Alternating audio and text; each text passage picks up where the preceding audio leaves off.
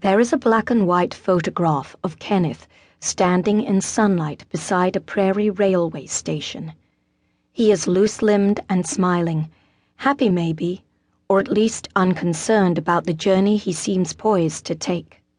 Slim, fresh-faced, all dressed up, he appears to be just a kid really, possibly leaving home for the first time. But nothing about his posture or the atmosphere around him suggests anxiety. He wants to get going, this young man, but he is not at all unhappy with or uncurious about the place where he stands. His shadow falls behind him, but the gesture painted by it is one of eagerness. He will never lose this alertness, this aura of keenness. The station's platform is dry and clean.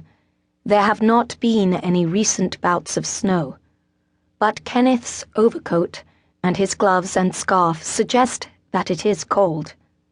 There is also a winter clarity of sunlight and crispness of shadow on the cement under his feet, a full sun in a clear sky above him, and then there is this anticipation, that eagerness.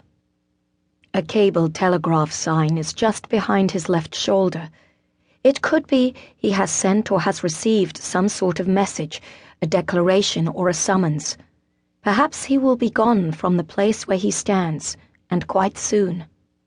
Everything around him in this picture, shadows, the raised arms of the railway signal, the sky and the station, speaks of a departure to places larger and more complicated, a drift toward relationships more sophisticated than those unfolding in the town or village beyond the edges of the picture.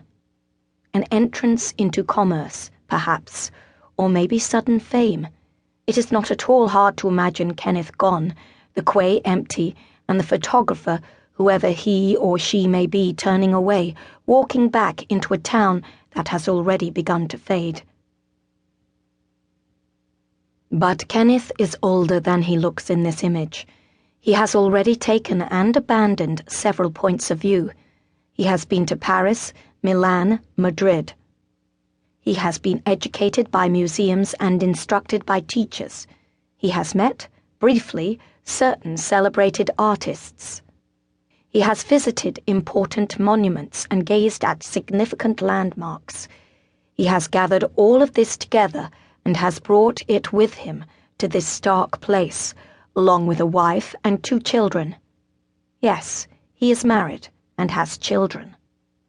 There is a grain elevator in the distance on the other side of the tracks. Some sort of field far away is almost hidden by Kenneth's left elbow.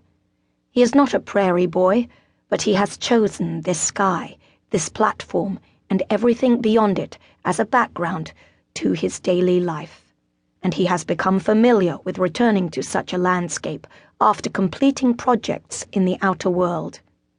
In spite of how things may look, this is a photo of arrival, one taken just after disembarkation, when the airport mural was still bright and alive in his mind, the paint on it hardly dry.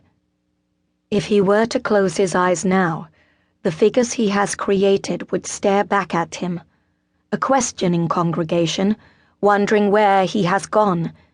His back is turned to the distances suggested by the converging lines of the railway tracks. The sky is utterly empty. Kenneth's shadow is a thin ghost on the quay, but there are thousands and thousands of miles inside him.